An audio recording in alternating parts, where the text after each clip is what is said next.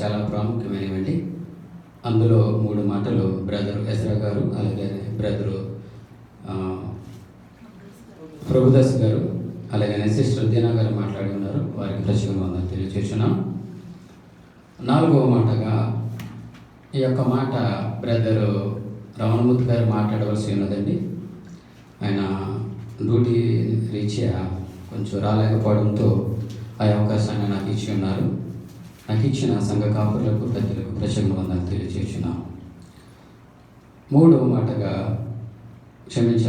మాటగా మత్తయి సువార్త 27వ అధ్యాయము 46వ వచనం నేను చదువుతున్నాను. మధ్యాహ్నం మొదలుకొని 3 గంటల వరకు ఆ దేశమంతటను చీకటి కమ్మెను. ఇంచుమించు 3 గంటలప్పుడు యేసు ఏలీ ఏలీ లామా సబక్తాని అని బిగ్గరగా కేక వేశాను. ఆ మాటకు నా దేవా నా దేవా నన్నెందుకు చేయి విడిచితివని అర్థము. ప్రభువారు శిలువలో పలికిన ఈ 4వ మాట చాలా వేదనతో, చాలా బాధతో తండ్రికి విజ్ఞాపన చేయుచున్నారు. ఇక్కడ ఎందుకు ప్రభువారు తండ్రి చేయి విడిచిపెట్టవలసిన పరిస్థితి వచ్చింది? యేసు ప్రభువారు ఎప్పుడుగా ఒంటరిగా లేరు. ప్రభువారు స్వయంగా తెలియజేసిన మాట యోహాను సువార్త 8వ అధ్యాయం 29వ వచనం నేను చదువుతున్నాను. నన్ను పంపిన వాడు నాకు తోడై ఉన్నాడు. ఆయనకి ఇష్టమైన కార్యము నెలనల్లప్పుడూ చేదును కనుక ఆయన ఒంటరిగా విడిచిపెట్టలేదని చెప్పాను. స్వయంగా ప్రభువారు తెలియజేస్తున్నారు, నన్ను తండ్రి ఎప్పుడూ ఒంటరిగా విడిచిపెట్టలేదని. యేసు ప్రభువారు ఎల్లప్పుడూ కూడా తండ్రి తోడై ఉన్న అనుభవం కలిగి ఉన్నారు. ప్రభువారు ఎల్లప్పుడూ కూడా తండ్రికి ఇష్టమైన కార్యములు చేసి ఉన్నారు. కాబట్టి తండ్రి ఒంటరిగా విడిచిపెట్టి సందర్భం ఆయన జీవితంలో ఇదివరకు జరగలేదు. అయితే ఇప్పుడు శిలువ మీద తండ్రి చేయి విడవలసిన పరిస్థితి వచ్చి ఉన్నది.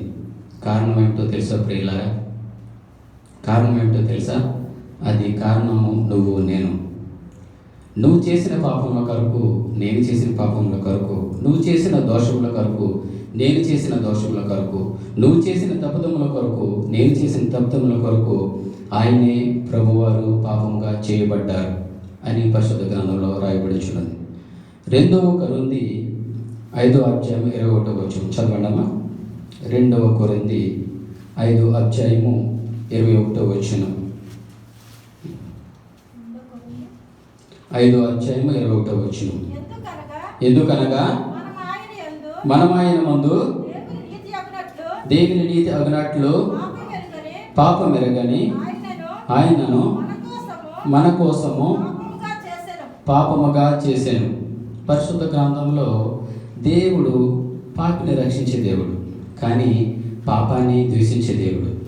మనం చేసిన పాపము మనల్ని దేవుడి దగ్గరికి వెళ్లకుండా అడ్డుపడుతుంది. మనిషిలో ఉన్న పాపం పరిశుద్ధుడు అయిన దేవుడి దగ్గరికి వెళ్లకుండా ఆపిస్తుంది. అందుకే ఒక దైవజనుడు తెలియజేశాడు, నువ్వు పాపం చేస్తే ప్రార్థన చేయలేవట, ప్రార్థన చేస్తే పాపం చేయలేవట.